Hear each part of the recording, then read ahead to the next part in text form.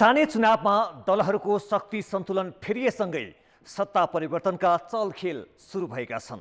कान्तिपुर समाचारमा आज 2 घण्टामा सगरमाथा पुग्ने सपनाको द्रुत मार्ग कति सम्भव, के भन्छन् विज्ञ, यसबारेको विशेष सामग्री अनि देश बाहिरको प्रसङ्गमा छिमेकी मुलुक भारतमा फेरि कोरोना संक्रमण बढेको खबर र खेलकुदमा विश्व क्रिकेट लिग 2 मा नेपाली खेलाडी आफ्नै राष्ट्रिय टिम विरुद्ध मैदान उत्रन लागेको प्रसङ्ग।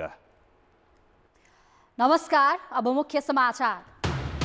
एमाले प्रधानमन्त्रीको प्रलोभन देखाएको माओवादी र एकीकृत समाजवादीको दावी। काङ्ग्रेस सशंकित, नेता नेपाल भन्छन् गठबन्धन फुटाउने जाल झेलमा फस्दैनौं। युवालाई उद्यमी बनाउन सरकार अनुदान। व्यवसायको नयाँ सोच राख्नेलाई रकम दिने योजना पनि 9 वर्षदेखि अलपत्र। बजेटप्रति सत्तारूढ सांसदकै असन्तुष्टि। दलहरू चुनाव केन्द्रित हुँदा संसदमा अलपत्र 61 मध्ये अधिकांश विधेयक निष्क्रिय हुने जोखिम। नागरिकता र निजामती विधेयक भने अघि बढाउने सरकारको तयारी। स्वास्थ्य क्षेत्रमा महत्त्वपूर्ण अनुसन्धान हुनै सकेन। नयाँ रोग पहिचान र नियन्त्रणमा बाहिरी अध्ययनको भर। बजेट र जनशक्ति अभाव बहाना। र विश्व क्रिकेट लिग 2 सिरिजका लागि अमेरिका भ्रमणमा रहेको नेपालले आज अल स्टार्ससँग अभ्यास खेल खेल्दै बसन्त रेग्मी र पृथु बास्कोटा नेपाल विरुद्ध उत्रने। स्थानीय तहको चुनावबाट दोस्रो शक्तिमा झरेको नेकपा एमाले गठबन्धन भत्काउन सत्तारूढ दलकै नेताहरूलाई प्रधानमन्त्रीको प्रलोभन देखाउन थालेको छ। गठबन्धनबाट लाभ लिएको काङ्ग्रेस अहिलेकै शक्तिबाट फेरि सत्तामा पुग्ने ध्याउनमा हुँदा शक्ति खुम्चिएको एमाले सकभर गठबन्धन टुटाउने रणनीति लिएको हो।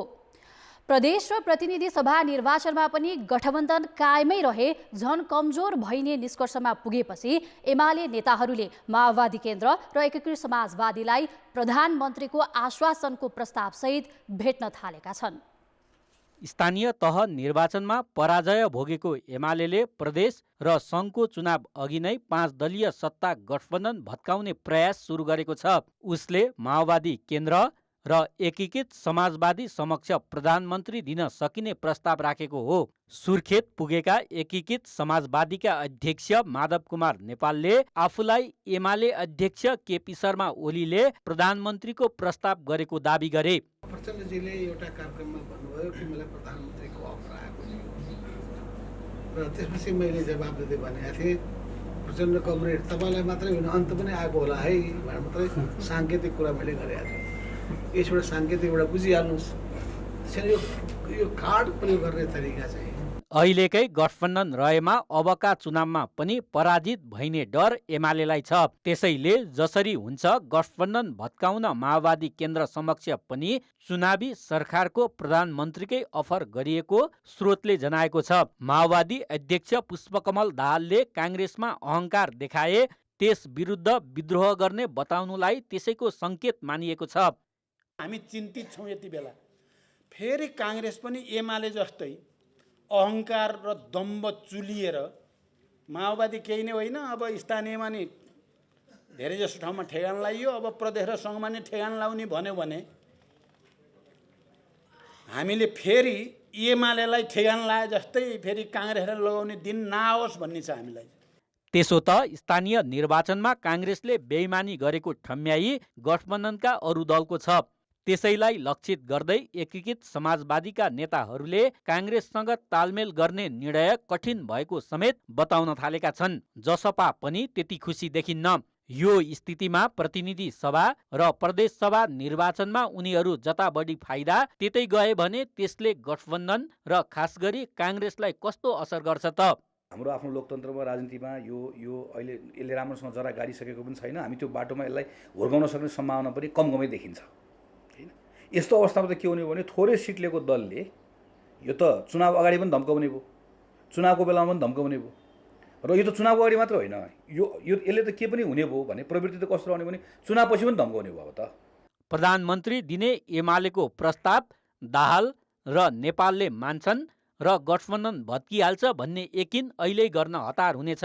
तर काङ्ग्रेस र एमाले जसले अहिलेका सत्ता साझेदार दललाई आफ्नो कित्तामा राख्न सक्छन् अबको चुनाव उनीहरूकै पक्षमा हुने निश्चित जस्तै हो। कान्तिपुर समाचारका लागि क्यामेरामा सञ्जय लुइटेलका साथ पर्वतराज घिमिरे, काठमाडौँ। आगामी आर्थिक वर्षको बजेटमाथिको छलफल सकिएको छ। जेठ 15 गते संघीय संसदमा अर्थमन्त्री जनार्दन शर्माले प्रस्तुत गरेको बजेटमाथि 3 दिनदेखिको छलफल आज सकिएको हो। छलफलमा सत्तापक्षका सांसदहरूले समृद्धिको यात्रामा युवा शक्तिलाई परिचालन गर्नुपर्नेमा जोड दिएका छन्। उत्पादन वृद्धि र आत्मनिर्भर अर्थतन्त्रको लक्ष्यमा बजेटका उद्देश्य सही भएको उनीहरूको दाबी छ। प्रतिपक्षी सांसदले भने अर्थतन्त्रमा बाह्य र आन्तरिक प्रभाव न्यूनीकरणमा बजेट संवेदनशीलता नदेखिएको आरोप लगाए। बाह्य अर्थतन्त्रका प्रतिकूल प्रभावलाई न्यूनीकरण गर्न सक अब्जर्भर र देशभित्र अर्थतन्त्रको बाधक बनेका चिजहरूको निम्ति त्यसको एउटा निकास सहित आधारित हुनुपर्थ्यो। तर बजेट पढ्दै जाँदा यस्तो लाग्छ अर्थमन्त्रीज्यू यी सबै कुराहरूसँग एकदमै निरपेक्ष, एक खालको बेखबर जस्तो र कतिपय सन्दर्भमा एकदमै संवेदनहीन जस्तो पनि देखिनुभयो। नेपालको संविधानद्वारा प्रदान गरिएका हक प्राप्त गर्ने बाटो यो बजेटले लामो बनाइदिएको छ। सबै भूमिहीन दलितलाई, आवासविहीन दलितलाई यसको व्यवस्था एकैपटक दिन सक्दिन भनेर यो बजेटले बोल्यो। विश्वविद्यालयको पुनर्संरचना, बीमा पुनरावलोकन, प्राविधिक शिक्षामा लगानी बढाउनुपर्ने सुझाव सत्तापक्षका सांसदको छ। राजस्वको लक्ष्य प्राप्त गर्ने आधारका बारेमा पनि भने सत्तापक्षीय सांसदले पनि अर्थमन्त्रीलाई प्रश्न गरेका छन्। उपभोगमा आधारित जुन हाम्रो ब्याङ्कको ब्याज दर छ त्यसलाई बढाउनु पर्ने हुन्छ। त्यसले पनि के गर्छ भने त्यसले पनि हाम्रो आर्थिक गतिविधिलाई अलिकति सङ्कुचित गर्छ। भनेको समग्रमा यो वर्ष राजस्वको लक्ष्य अरू वर्षहरूको भन्दा कम हुने अवस्था देखिन्छ। यस्तो अवस्थामा म यति धेरै राजस्व बढाउँछु भनेर भन्दै गर्दा मलाई कसरी आश्वस्त पार्नुहुन्छ? आधारभूत स्वास्थ्यको जिम्मेवारी राज्यको छ। वास्तवमा कस्टिङ कति हो त तल चाहिने भन्ने स्टडी भएको छैन, अनुसन्धान भएको छैन। दशकौंदेखि बन्द रहेका पुराना उद्योग पुनः सञ्चालन गर्ने योजना बजेटमा परे पनि 1 वर्षभित्र सञ्चालन गरेर देखाउन सांसदहरूले चुनौती समेत दिएका छन्। म अर्थमन्त्रीज्यूलाई र उद्योग मन्त्रीजीलाई च्यालेन्ज गर्छु कि 1 वर्षभित्रमा वीरगञ्ज चिनी कारखाना र कृषि औजार कारखानालाई सञ्चालन गरेर हेराइदिनुस्। यो बजेट राष्ट्रिय पुँजीपतिलाई टाट उल्टाएर दलाल पुँजीपति केही 8-10 जनावटा व्यापारिक घरानालाई मात्र पोस्ने जस्तो देखिन्छ। खेती गर्न सुरु भइसक्यो। मल इन्डिया जाने तपाईँको किनेर, यो अहिलेको होइन, जहिले पनि खेतीको बेलामा मलै हुँदैन। अहिले किसानको लागि 25 मेट्रिक टन तपाईँको के नाम हो हाम्रो माग छ। 15 मेट्रिक टन तपाईँको हामी लिइरहेका छौँ। 25 अरब रुपियाँ चाहियो, 15 अरब रुपियाँ हामीले अनुदान दिएका छौँ। यो के हो? अघिल्लो सरकारले सुरु गरेका कतिपय योजनाहरूलाई बजेटमा नसमेटिएको पनि सांसदहरूले रोष प्रकट गरे। सरकारले नयाँ बजेटमा काठमाडौँदेखि चितवन 1 घण्टा र सुनसरीबाट सगरमाथाको आधार शिविर 2 घण्टा अनि चितवनबाट बुटोल 1 घण्टाको सडक यात्रामै पुग्ने गरी नयाँ फास्ट्यागको अवधारणा अघि सारेको छ। तर त्यसका लागि न बजेट छुट्याएको छ न त त्यसको जिम्मा सरकार आफैले लिएको छ। लगानी बोर्डबाट अघि बढाउने भनिएका यी योजनाको कार्यान्वयन कसरी सम्भव होला त? नेपालीको सपना परिवर्तनकारी पूर्वाधार योजना शीर्षकमा नयाँ द्रुत मार्ग निर्माणमा जोड दिने प्रस्ताव बजेटमा गरिएको छ। काठमाडौँदेखि चितवनको यात्रा 1 घण्टामा झार्न पहिलो चरणमा चन्द्रागिरी, पालुङ, चितलाङ हुँदै चितवन जोड्ने द्रुत मार्ग सरकारले निर्माण गर्ने भनिएको छ। कतिपय कुराहरू सबै सरकारले मात्रै गर्न सकिँदैन, निजी क्षेत्रलाई गर्न दिनुपर्छ भनेर जस्तो हामीले के द्रुत मार्गहरूको कुरा आजका दिनमा त यो कतिपयलाई यो के लाग्ला, सपनै सही यो सपना हो, तर यो यथार्थमा परिणत गर्न सकिन्छ। चितवन रामपुर बुटल, चितवन रामपुर पोखरा र सगरमाथासम्म पुग्ने द्रुत मार्ग निर्माण गर्ने भनिएको छ। काठमाडौँबाट पोखरा र बुटवलको यात्रा निकै छोटो अनि 2 घण्टामै सगरमाथाको फेदीसम्म पुग्ने गरी द्रुत मार्ग निर्माणको सरकारी सपनालाई विपक्षीले भने स्रोत बिनाको र असम्भव भनेका छन्। 1 घण्टामा के हेलिकप्टरमा झुन्डिएर जानुहुन्छ कि चत्रबाट सगरमाथाको फेदमा योजना त आयो, हेलिकप्टरमा झुन्डिएर जानुहुन्छ? के भन्न खोजे हो? कति बजेट छुट्याइएको हो? के योजना हो? नयाँ द्रुत मार्गका अधिकांश योजना लगानी बोर्ड मार्फत अघि बढाउने लक्ष्य छ। सरकारसँग स्रोत नहुँदा निजी क्षेत्रले यति महत्त्वकांक्षी योजनामा कसरी लगानी गर्ला त?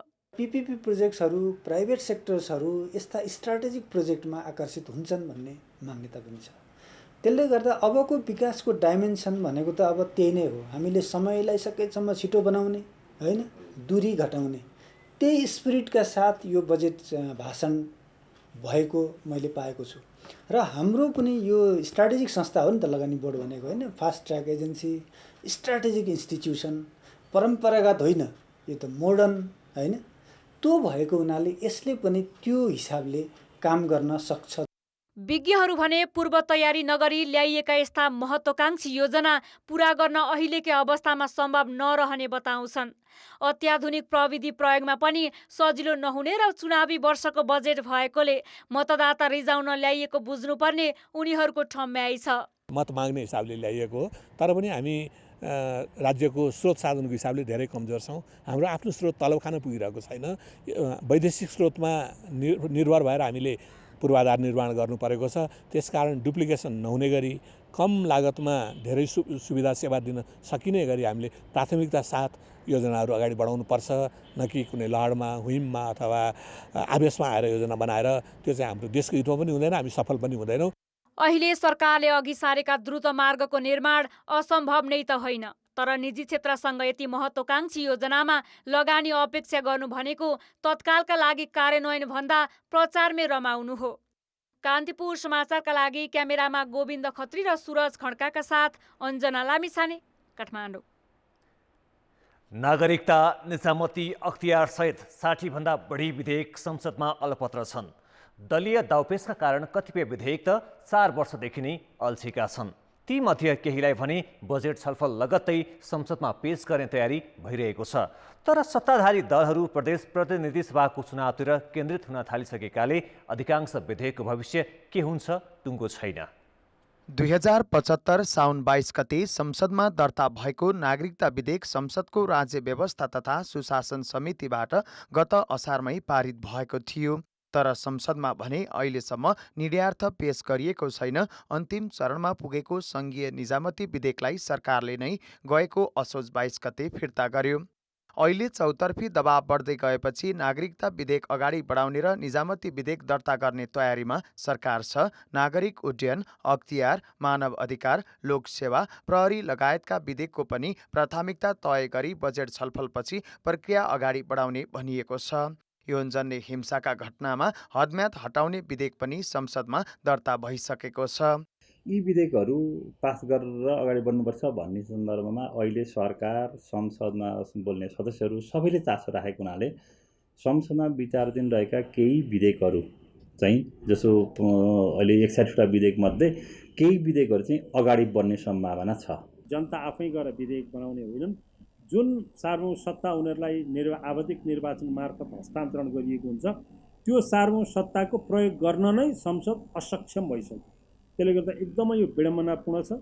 संसदीय अभ्यास सही ट्र्याकमा गएको छैन। अहिले नागरिकता सम्बन्धी कानुन नहुँदा झन्डै 2.5 लाख भन्दा बढी व्यक्ति समस्यामा छन्। सङ्घीय निजामती कानुन नहुँदा कर्मचारी तन्त्र अस्तव्यस्त छ भने प्रहरीमा समायोजन हुन सकेको छैन। नियामक र सेवा प्रदायक निकाय एउटै हुँदा नेपालको वायु सेवालाई युरोपेली देशले कालो सूचीमा राखेका छन्। तर सरकार र संसदले भने यस्ता संवेदनशील विषयलाई चासो दिएका छैनन्। ती सबै कुरालाई चाहिँ के छ भने छिटोभन्दा छिटो फास्ट ट्र्याकबाट चाहिँ पास गर्नुपर्छ। र यसमा सबभन्दा ध्यान कसले दिनुपर्छ भन्नुहुन्छ भने संसद सचिवालयले भन्छ। यसमा ध्यान दिनुपर्छ सम्बन्धित मन्त्रीहरू, जस्तो नागरिकताको विधेयकमा गृहमन्त्रीले ध्यान दिनु पर्यो। यो उड्डयनकोमा चाहिँ के छ भने टुरिज्म मिनिस्टरले दिनु पर्यो। राजनीतिक सहमति जुटेमा केही विधेयक तत्काल टुङ्गो लाग्न सक्छन्। तर दलहरू चुनाव केन्द्रित हुन थालेकाले विचाराधीन विधेयक टुङ्गोमा पुग्न भने सजिलो छैन। अहिले पनि समय छ कि न्यूनतम संविधान अनुकूल बनाउनु पर्ने कानुनहरू, नागरिकता विधेयक, सङ्घीय निजामती विधेयक जस्ता विधेयकहरूलाई हामी मिहिनेत गऱ्यौँ भने 1.5 महिनामा पास गर्न सक्छौँ। भदौसम्म त यो सेसन राम्रोसँग जान सक्छ।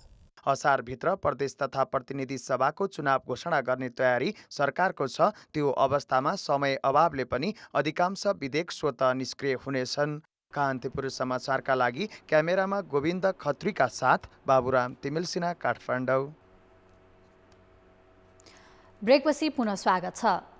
परराष्ट्र नीतिमा भएको अस्पष्टता र छिमेकी मुलुकहरूलाई विश्वासमा लिन नसक्दा बदलिएको भू राजनीतिले नेपालमा अन्तर्राष्ट्रिय प्रभाव बढेको भन्दै परराष्ट्रविदहरूले चिन्ता व्यक्त गरेका छन्।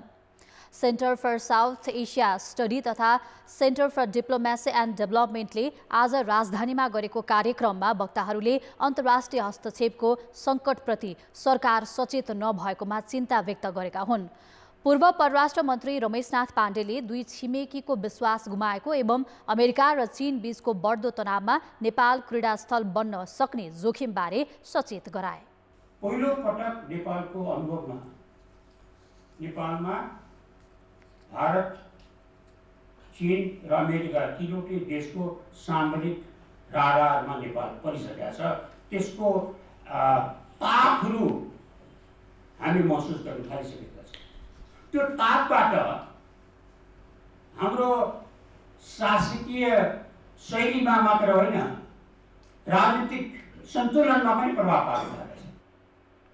यस्तै पूर्व मन्त्री तथा राप्रपाका पूर्व अध्यक्ष पशुपति शमशेर जवराले आर्थिक सङ्कटलाई जोगाउँदै भू राजनीतिमा सक्षम कूटनीतिक भूमिका खेल्न सक्ने नेतृत्व आवश्यक भएको बताए। यस्तै पूर्व परराष्ट्र सचिव केदार भक्त श्रेष्ठले नेपालको परराष्ट्र नीति र कूटनीति राष्ट्रिय हितमा हुनुपर्नेमा जोड दिए। स्थानीय तहको चुनावमा तेस्रो तथा निर्णायक शक्ति बनेको नेकपा माओवादी केन्द्र अझ बलियो बन्ने रणनीतिमा लागेको छ। आफूभन्दा ठूला दल नेपाली काङ्ग्रेस र नेकपा एमालेलाई फकाएर वा धम्काएर भए पनि बलियो बन्ने नीति माओवादीले लिएको देखिन्छ। यो सँगसँगै आफूले जितेका स्थानीय तहमा फरक र नमुना काम गरेर जनतामा विश्वास जगाउने प्रयास समेत उसले गरेको छ। नेकपा माओवादी केन्द्रले स्थानीय तहमा निर्वाचित 230 भन्दा बढी प्रमुख तथा उपप्रमुख भेला गरेर जनजीविकाको सवालमा भरपूर काम गर्ने र थप शक्ति आर्जन गर्ने रणनीति बनाएको छ। पार्टीको खस्किँदै गएको संगठन संरचनालाई निर्वाचित जनप्रतिनिधि मार्फत पुनः बलियो बनाउने अठोट माओवादीले लिएको छ। पहिलो संविधान सभाको निर्वाचनमा पहिलो दल बनेको माओवादी अहिले तेस्रो शक्ति मात्र बनेको छैन, जनाधार खस्किँदै साना दलमा रूपान्तरण हुँदै गएको छ। तर भर्खरै सम्पन्न निर्वाचनबाट केही उत्साहित देखिएको माओवादीले अब स्थानीय तहमा जनप्रतिनिधि मार्फत नयाँ काम गर्ने र जनताको विश्वास जित्ने जनाएको छ। माओवादी केन्द्रले स्थानीय तहका प्रमुख तथा उपप्रमुखको भेला गरेर राष्ट्रिय राजनीतिमा पनि बेग्लै सन्देश दिन खोजेको देखिन्छ।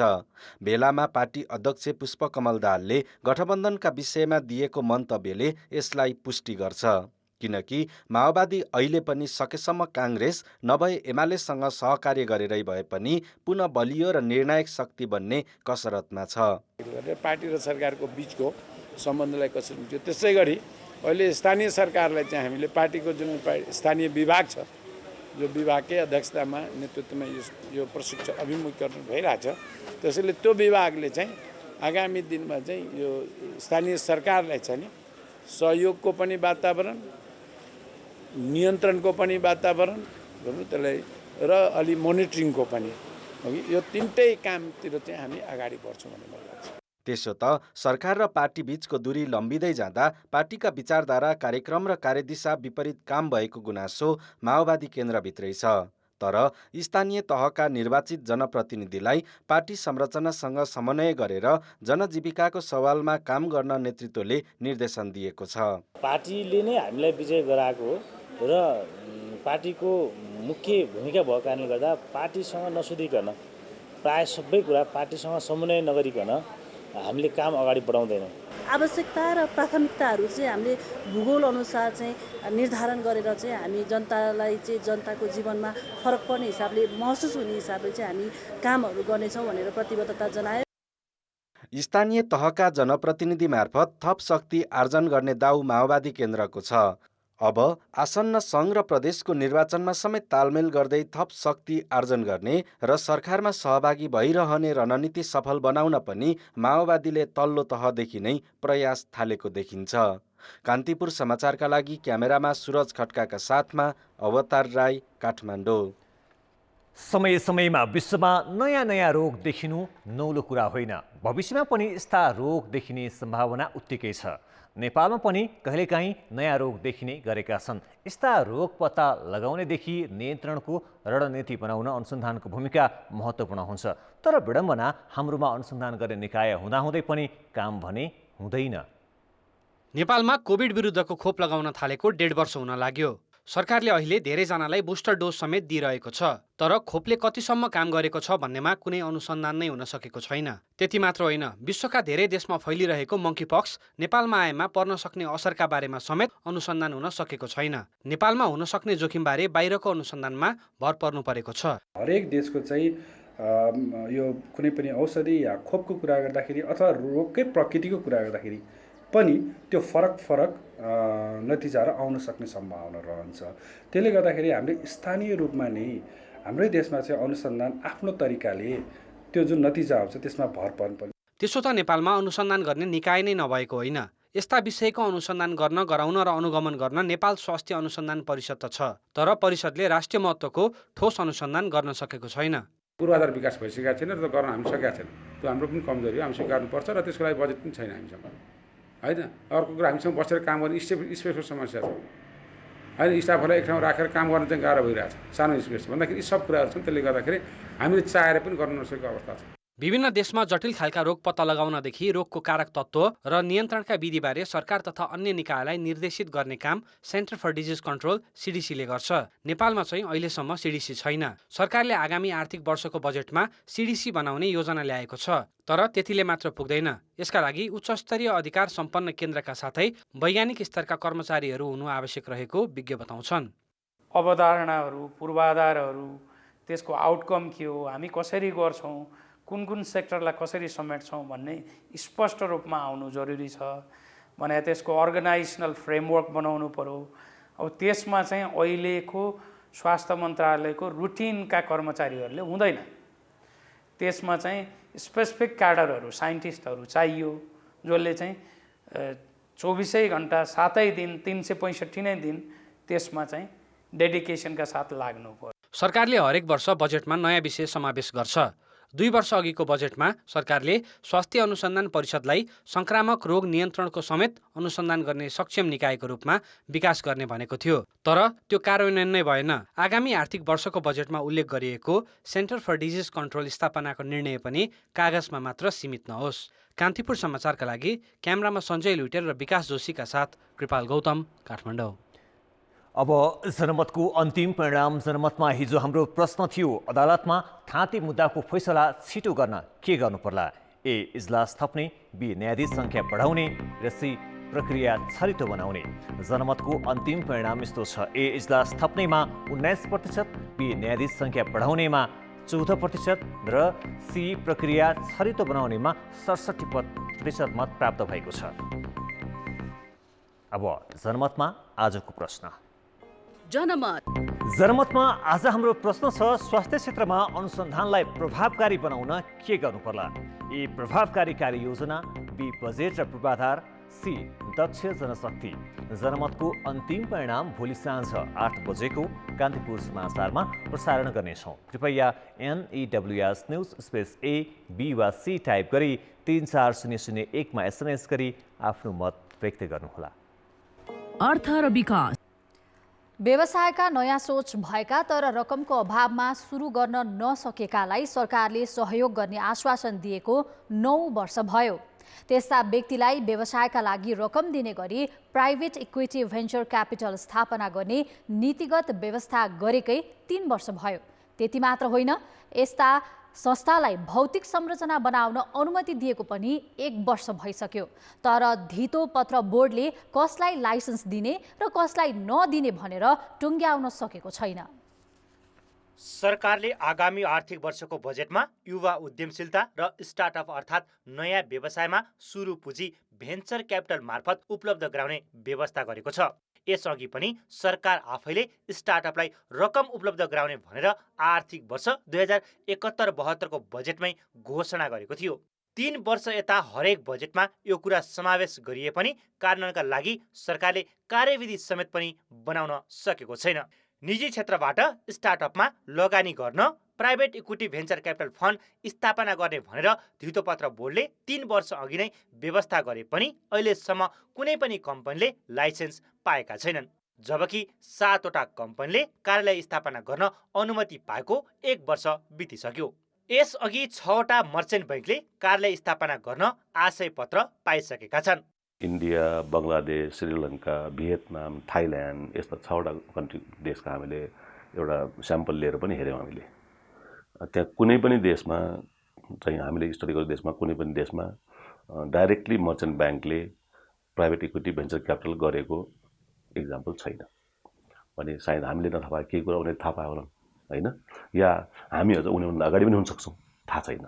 राइट र रङको कुरा होइन, तर हामीले जुनसुकै इन्स्ट्रुमेन्ट बजारमा ल्याउँदाखेरि पनि सोच्नुपर्छ यसले जुन एम गरेको उद्देश्य हो त्यो उद्देश्य प्राप्तिमा यो चाहिँ सबभन्दा राम्रो कन्सेप्ट छ र राम्रो सिस्टम छ, राम्रो प्रणाली छ भन्ने चाहिँ हामीले ख्याल त राख्नै पर्छ।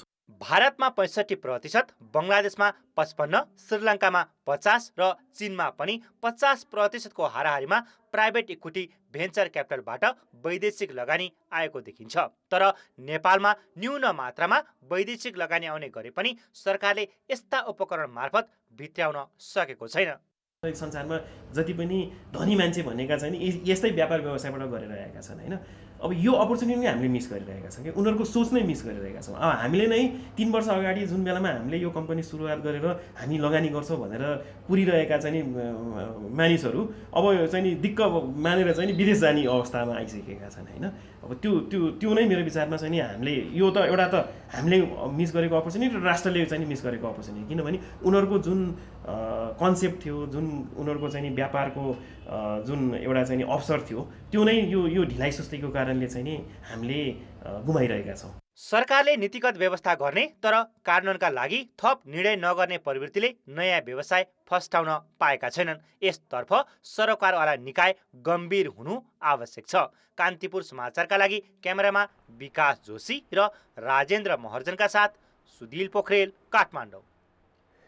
के तपाईँले जेठ 16 गतेभन्दा अगाडि सवारी चालक अनुमति पत्रको अनलाइन फारम भरेर आफ्नो पालो कुरेर बस्नुभएको त छैन?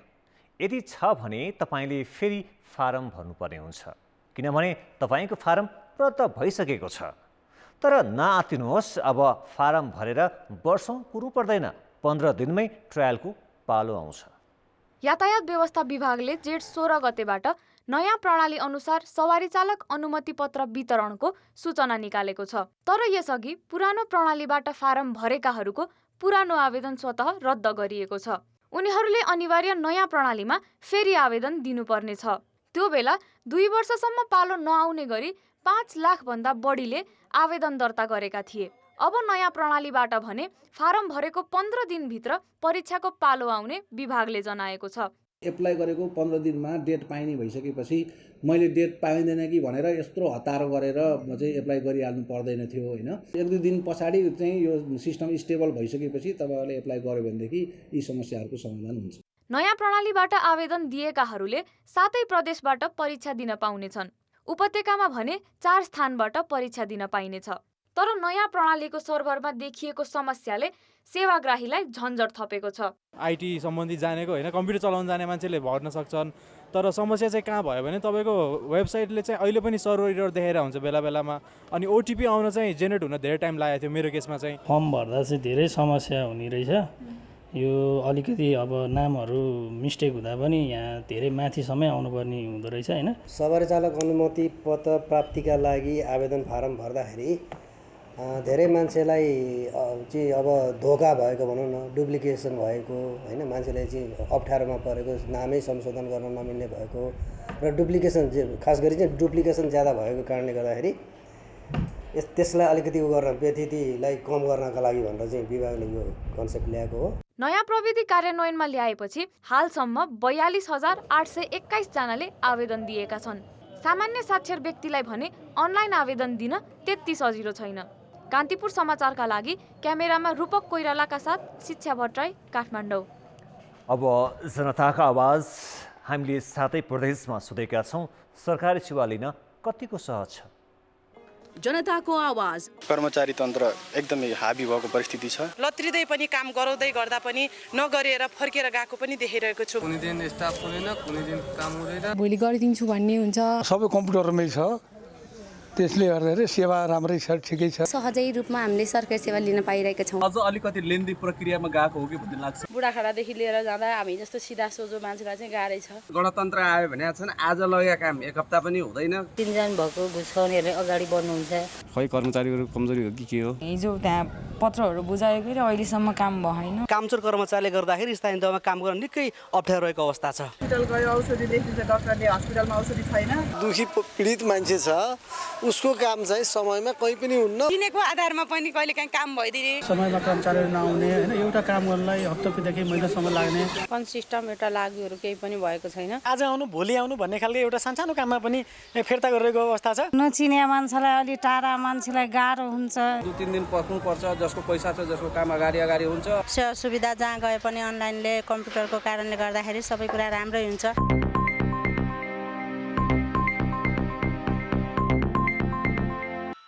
खेलकुद समाचार। कान्तिपुर खेलकुद समाचारमा स्वागत छ। विश्व क्रिकेट लिग 2 अन्तर्गत त्रिकोणात्मक सिरिजका लागि अमेरिका भ्रमणमा रहेको नेपालले आज स्थानीय क्लब अल स्टारसँग अभ्यास खेल खेल्दैछ। टेक्सस स्थित ह्युस्टनमा हुने 50 ओभरको खेल केही बेरमा सुरु हुँदैछ। आजको खेलमा राष्ट्रिय क्रिकेट खेलाडी वसन्त रेग्मी र पृथु बास्कोटा नेपाली टोली विरुद्ध उत्रनेछन्। उनीहरू दुवैले नेपाल विरुद्ध खेल्छु भनेर कहिल्यै नसोचेको प्रतिक्रिया दिएका छन्। वसन्तले नेपालबाट पछिल्लो पटक सन् 2019मा खेलेका थिए। अल स्टार्स पृथुको कप्तानीमा छ।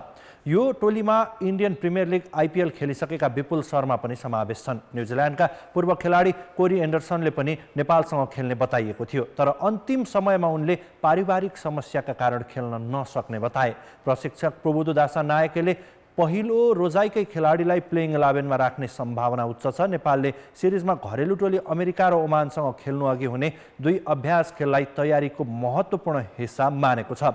अभ्यास खेलले सिरिजलाई फाइदा पुग्ने प्रशिक्षक नायकको भनाइ छ। ओपनिङमा कुशल भुर्तेल र आसिफ शेखले ओपनिङ गर्ने लगभग निश्चित जस्तै छ भने युवा ब्याटर देव खनालले तेस्रो नम्बरमा ब्याटिङ गर्ने सम्भावना छ। रोहित पौडेलको उपकप्तानीमा यो पहिलो खेल हुनेछ। पछिल्लो समय दिपेन्द्र सिंह ऐरी पनि उच्च फर्ममा छन्। अब मौसम सम्बन्धी जानकारी।